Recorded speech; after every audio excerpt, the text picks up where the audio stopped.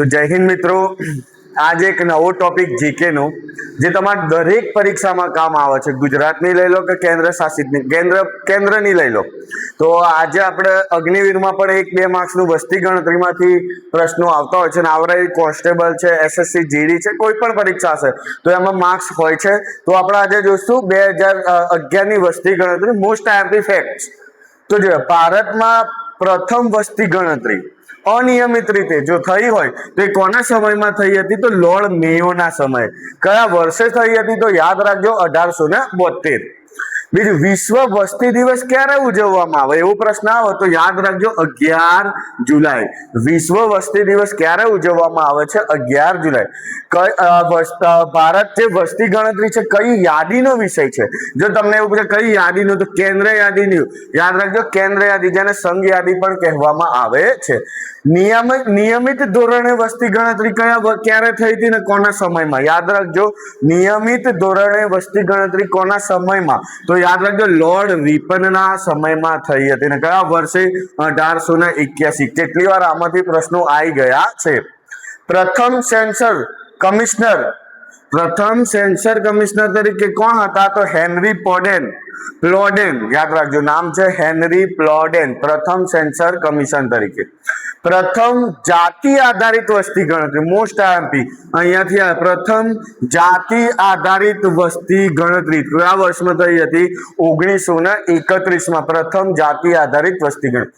આ વસ્તી ગણતરી છે કયા મંત્રાલય હેઠળ આવે છે? તો મોસ્ટ આઈએમપી ગૃહ મંત્રાલય હેઠળ આવે છે। 1911 થી 1921માં જન્મ વૃદ્ધિ દર ઓછો થયો હતો। ત્યાં 1911 થી 1921 એટલા માટે તેને કયા વર્ષ તરીકે તો મહાવિભાજક વર્ષ તરીકે ઓળખવામાં આવે છે। સ્વતંત્ર ભારતની પ્રથમ વસ્તી ગણતરી કેટલી વાર પરીક્ષામાં આવી ગયેલો પ્રશ્ન, તો કયા વર્ષે? 1951। સ્વતંત્ર ભારતની વસ્તી ભારત આઝાદ થયા પછી પ્રથમ વાર તો 1951માં।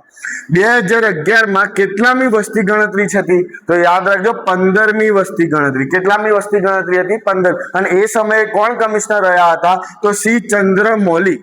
યાદ રાખજો, કોણ હતા? સી ચંદ્રમૌલી। એકમાત્ર રાજ્ય જ્યાં વસ્તીમાં ઘટાડો જોવા મળ્યો હોય તો એવું કયું રાજ્ય હતું? નાગાલેન્ડ। મોસ્ટ આઈએમપી એકમાત્ર રાજ્ય 2011 ની વસ્તી જ્યાં ઘટાડો જોવા મળ્યો હોય તો નાગાલેન્ડ। 2011માં કુલ કેટલી વસ્તી હતી? તો યાદ રાખજો 121 કરોડ।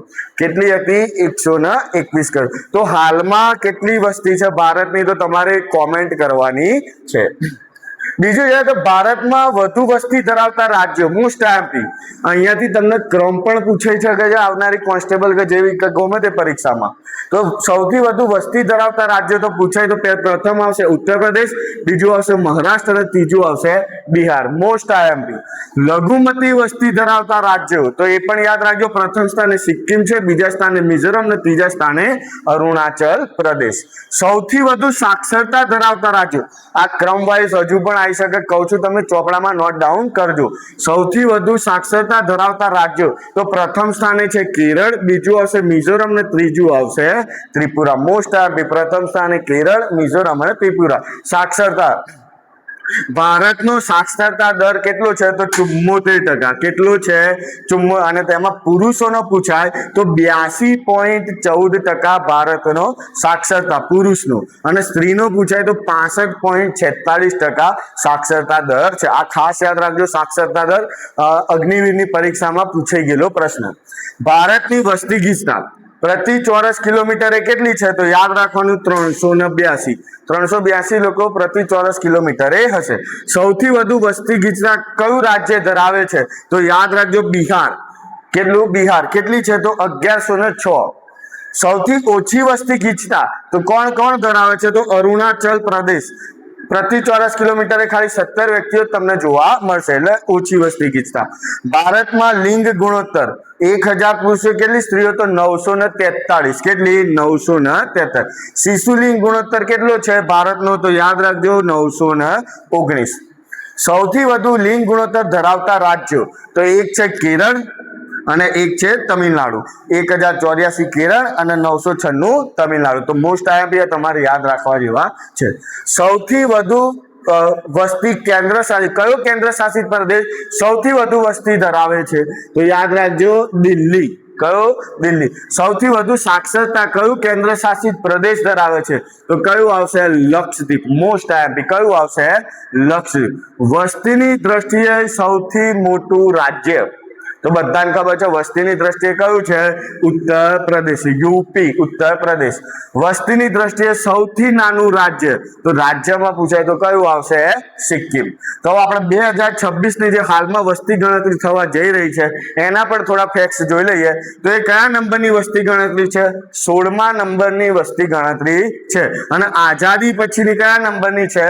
તો 8મા નંબરની આઝાદી પછીની વસ્તી ગણતરી છે. દેશની પ્રથમ ડિજિટલ વસ્તી ગણતરી તરીકે 2026 ની વસ્તી ગણતરી ઓળખાય. દેશની પ્રથમ ડિજિટલ વસ્તી ગણતરી. અને એ 2026 વસ્તી ગણતરીના બ્રાન્ડ એમ્બેસેડર કોણ છે? તો મોસ્ટ આઈએમપી સુદર્શન પટનાયક. આવનારી કોઈ પણ પરીક્ષામાં આ પ્રશ્ન આવી શકે છે. અને 2026 ની વસ્તી ગણતરીનું શુભંકર કયું છે? પ્રગતિ એન્ડ વિકાસ. તો આ બે પ્રશ્નો તમારા માટે છે.